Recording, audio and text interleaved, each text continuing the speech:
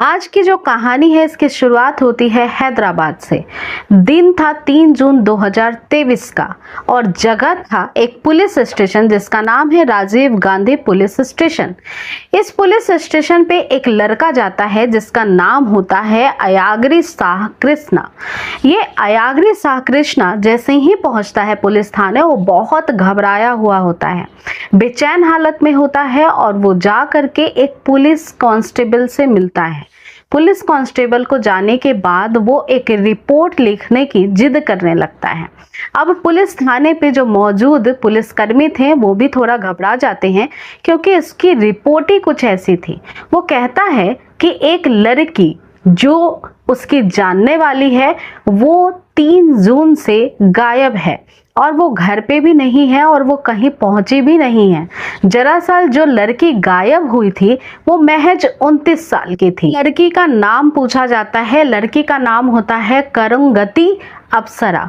इस लड़की की महज उम्र थी 29 साल। 3 जून से ये बिल्कुल भी मिल नहीं रही थी।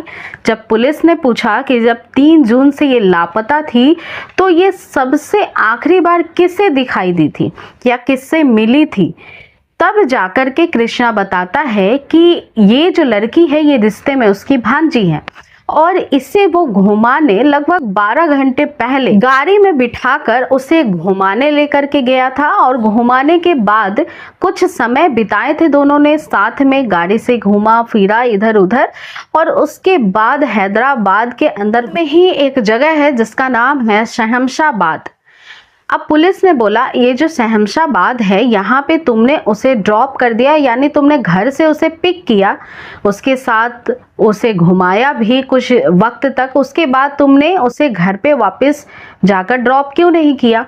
तो इस सवाल पे कृष्णा कहता है कि वो मेरी भांजी तो है लेकिन उसे घूमने फिरने का शौक है इसलिए मैं उसे घुमाने लेकर गया था। उसके बाद उसने रास्ते में बताया कि उसे कहीं और भी जाना है जिसकी वजह से उसने उसे रास्ते में ही ड्रॉप कर दिया था। अब पुलिस गुमशुदगी की रिपोर्ट जो है वो लिख लेती है। उसके बाद क्योंकि 12 घंटे हो चुके थे अब लड़की की खोजबीन के लिए पुलिस एक टीम बनाती है और फिर उसे खोजना शुरू कर देती है। इधर जो पुलिस घर वाले थे इस लड़की के, यानी अप्सरा के जो घर पे लोग थे, इसमें उसके परिवार के सदस्य के नाम पे केवल एक ही महिला थी जो कि उसकी माँ थी, क्योंकि वो अपनी माँ के साथ ही रहती थी। जब पुलिस ने उसकी थोड़ी सी हिस्ट्री खंगाली कि ये जो अप्सरा है 29 साल की है तो शादीशुदा तो होगी ही, तो जब माँ के पास पुलिस की टीम पहुंचती है घर पे पूछताछ करने के लिए, इस केस को आगे बढ़ाने के लिए, तो माँ का कहना था कि रात को मेरी बेटी जो है मेरे भांजे के साथ में, कृष्णा के साथ में निकली थी लेकिन वो रात भर से घर नहीं आई है, जिस वजह से फिर मैंने कृष्णा को बताया कि वो रात पूरी बीत चुकी है, घर वापस नहीं आई है। तो कृष्णा ने भी ढूंढा, मैंने भी ढूंढा और उसके बाद आखिरी में जाकर के आपके पास जो है रिपोर्ट दर्ज कराई है। अब पुलिस जो थी वो अप्सरा की माँ से पूछती है कि क्या वो कुछ बता कर गई थी, क्या उसका फ़ोन नंबर है, वो मोबाइल लेकर के गई थी या फिर वो ऐसा कुछ उसने बताया होगा कि वो बराबर ऐसा करती है, किसी फ्रेंड्स के पास जाती है। तब फिर अप्सरा की माँ बोलती हैं कि ऐसा कुछ भी नहीं है, वो काफ़ी ज़्यादा रिजर्व नेचर की है और उसकी शादी भी हो चुकी है, लेकिन उसकी शादी के कुछ वक्त बाद ही उसके पति का देहांत हो गया था और वो एक एक्सीडेंटल डेथ था जिसकी वजह से वो अकेली हो गई थी और लिहाजा इस वजह से ही वो वापस मायके में आकर के हैदराबाद रहने लगी थी। और जहाँ पे उसकी शादी हुई थी उस जगह का नाम था कोयम्बटूर। कोयम्बटूर में उसकी शादी हुई थी लेकिन वो कुछ वक्त ही अपने पति के साथ रह पाई थी, उसके बाद फिर से वो मायके आ गई थी क्योंकि उसके पति का देहांत हो गया था। अब इतनी सारी चीज़ें जानने के बाद पुलिस फिर से इन्वेस्टिगेशन शुरू करती है और अब जो ये कृष्णा था उससे पूछताछ फिर से शुरू करती है, क्योंकि कृष्णा ही वो ऐसा लड़का था जिसने आखिरी बार अप्सरा को देखा था। अब कृष्णा से पूछताछ होती है कि आपने जब उसको छोड़ दिया था, जिस रास्ते पे छोड़ा था वहां से फिर आप कहाँ गए, तो उसने बताया कि मेरा घर महज ही 21 किलोमीटर दूरी पे है और मैं अपने घर चला गया था। उसके बाद मैं सो गया था। सुबह जब उसकी माँ का बहुत देर बाद मतलब अर्ली मॉर्निंग कॉल आया तब मैं उठा, मैं घबराया, फिर मैं वापस गया अप्सरा के घर। फिर मैंने जो अप्सरा की माँ है उसके साथ उसे ढूंढने की कोशिश की लेकिन उसका पता नहीं चला। लिहाजा मैं सुबह सुबह ही पुलिस स्टेशन आ गया। अब अप्सरा के गायब हुए 12 घंटे हो चुके थे, 12 घंटे से ऊपर ही होने वाले थे।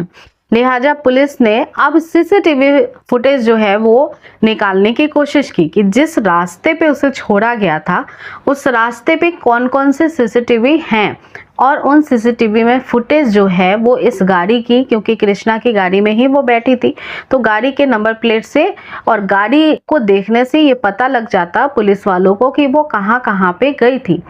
अब जो लिहाजा अप्सरा का घर था वहां से तमाम जो सीसीटीवी फुटेज थे वो खंगाले जाते हैं, और उसके बाद लगभग जो वो घूम रही थी उस कार में उसके विजुअल्स जो हैं वो निकाले जाते हैं। लिहाजा अब अप्सरा के घर से लेकर शमशाबाद तक के सीसीटीवी फुटेज में कई बार ये दिखाई देता है कि कैमरे में जो विजुअल्स थे उसके अंदर वो कार भी थी, अप्सरा और कृष्णा बैठे भी हुए थे और शमशाबाद जाने के रास्ते पे भी गए थे, लेकिन वहां पहुंचने से पहले ही कार जो है वो गायब हो जाती है, यानी उसके सीसीटीवी फुटेज उसके बाद नहीं मिलती है। इसके बाद पहली बार में ही पुलिस को शक हो जाता है कृष्णा पे कि ये कुछ ना कुछ छिपा तो जरूर रहा है। लिहाजा अब दोबारा पूछताछ करने के लिए कृष्णा को पुलिस स्टेशन बुलाया जाता है और उसे बैठाकर इत्मीनान से अब पुलिस थोड़ी सख्ती से पूछताछ करती है। जब पुलिस थोड़ी सी सख्ती बरतती है तब अब कृष्णा जाकर के सही सही बोलना शुरू करता है। पुलिस उसे कहती है कि वो तुम्हारी गाड़ी में थी, लेकिन गाड़ी उसके बाद दिखाई नहीं दे रही है, तुम जहाँ गए हो वहाँ पे तुम लोकेशन जो बता रहे हो वो भी ठीक नहीं बता रहे हो, हमारे पास जो सीसीटीवी फुटेज है वो भी ठीक नहीं है, तो अब तुम ये बताओ कि तुमने उसके साथ क्या किया है। कुछ वक्त की सख्ती के बाद ही जो कृष्णा होता है वो टूट जाता है और वो बताना शुरू करता है। वो कहता है कि मैं रिश्ते में जो हूँ वो मामा लगता हूँ अप्सरा का, कुछ ही सालों का फासला है, 5 से 6 सालों का फासला है दोनों के बीच। इस वजह से दोनों की जो परवरिश हुई है वो आपस में खेलते खेलते ही हुई है। इस वजह से जब ये दोनों बड़े होते हैं तब पढ़ाई लिखाई पूरी हो जाती है और दोनों की शादी हो जाती है। अप्सरा की शादी होने के बाद वो ससुराल चली जाती है, लेकिन कुछ ही वक्त के बाद जैसा कि उसके साथ उसके पति के साथ हादसा होता है वो वापस मैके आ जाती है। और इधर जो रिश्ते में लगने वाला कृष्णा मामा था वो अब पुजारी बन चुका था, यानी वो मंदिर में पूजा पाठ का काम करवा रहा था। वो भी शादीशुदा था, उसके भी बच्चे हो चुके थे, लेकिन अप्सरा का कोई बच्चा नहीं था क्योंकि उसकी शादी के बहुत जल्दी बाद ही उसका पति का देहांत हो गया था। लिहाजा अप्सरा अकेली थी, मायके आ गई थी। अब उसकी मुलाकात मामा से अक्सर होती रहती थी। दोनों के बीच में मुलाकात में ही प्यार हो जाता है। प्यार जो है वो बहुत हद से आगे बढ़ जाता है और उसके बाद जो अप्सरा होती है वो मामा को कहती है कि अब आप अपनी पत्नी को छोड़ दो और मुझसे शादी कर लो। इस बात पे कई बार दोनों के बीच में बहस होता है, लड़ाइयाँ होती हैं और 3 जून को भी ऐसा ही हुआ था। जो अप्सरा है वो बार बार दबाव बना रही थी कृष्णा के ऊपर कि वो उससे शादी करे, अपनी पत्नी को छोड़ दे, लेकिन कृष्णा ऐसा नहीं करना चाहता था, जिस वजह से उसने उसे समझाने की कोशिश की। कार के अंदर दोनों की लड़ाइयाँ हुई फिर से। उसके बाद जो ये शमशाबाद है वहां पे जाकर के रुकता है कृष्णा और फिर वहीं पे दोनों के बहुत ज्यादा जो है बकचक शुरू हो जाते हैं। दोनों बहुत लड़ने लगते हैं। कार से उतर जाती है अप्सरा। उसके बाद जो कृष्णा होता है उसे कुछ दिखाई नहीं देता है, तो वहीं पास में पड़ा हुआ एक पत्थर होता है जिससे वो लगातार अप्सरा के सर पे मारना शुरू करता है और जिसकी वजह से उसकी मौत हो जाती है।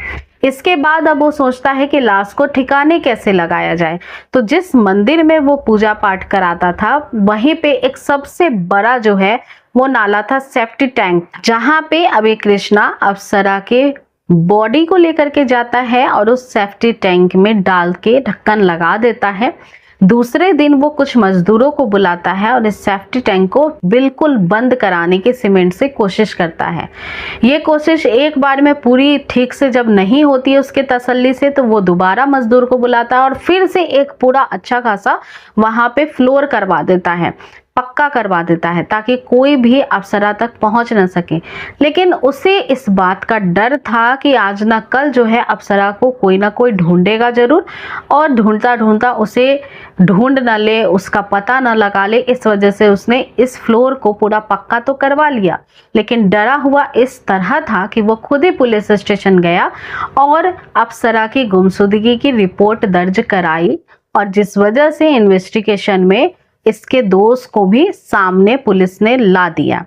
अब जब परिवार वालों को पता लगा कि मामा और भांजी के बीच में रिश्ते क्या थे, ये पूरा मुकदमा जो है, ये पूरा जो केस है वो 5 जून तक पुलिस ने सुलझा लिया।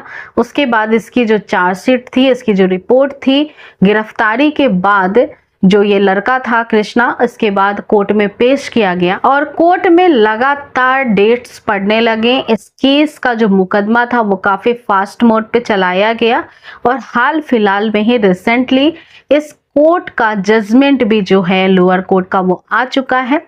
जो कृष्णा है उसे जब तक वो जिंदा रहेगा उम्र कैद की उसको सजा दी गई है और अप्सरा के मौत की जो है वो सजा अब कृष्णा को मिल चुकी है। तो ऐसी कुछ कहानियां जो होती हैं वो कई सारे रिश्तों को भी जो है वो शक के कटघरे में लाकर खड़ी कर देती हैं और इस वजह से कहीं ना कहीं हर रिश्ता जुर्म के दुनिया में जो है बहुत हद तक हर रिश्ता बेनकाब हो चुका है। हर रिश्ते में कहीं ना कहीं कोई ना कोई कमी देखने को मिल रही है आज के समय में। ये केस जो है अपने आप में ही बहुत ही अजीब सा केस था। एक मामा एक भांजी का रिश्ता बहुत पवित्र होता है, लेकिन यहाँ पे उस मर्यादा को भी लांघा गया जिसका जो नतीजा था वो इतना भयानक निकल के आया। इस कहानी का सुनाने का मेरा मकसद आप सभी की भावनाओं को ठेस पहुंचाना नहीं था। मैं बस कहानियां आप सभी को इसलिए सुनाती हूं क्योंकि आप जहां भी रहें स्वस्थ रहें और सचेत सुरक्षित रह सकें। सो दोस्तों, अगर आपको ऐसी रियल स्टोरी सुनना पसंद है तो आप इस चैनल को सब्सक्राइब कर सकते हैं, वीडियो को लाइक कर सकते हैं। अगली बार फिर से मिलूंगी एक नए वीडियो के साथ। धन्यवाद।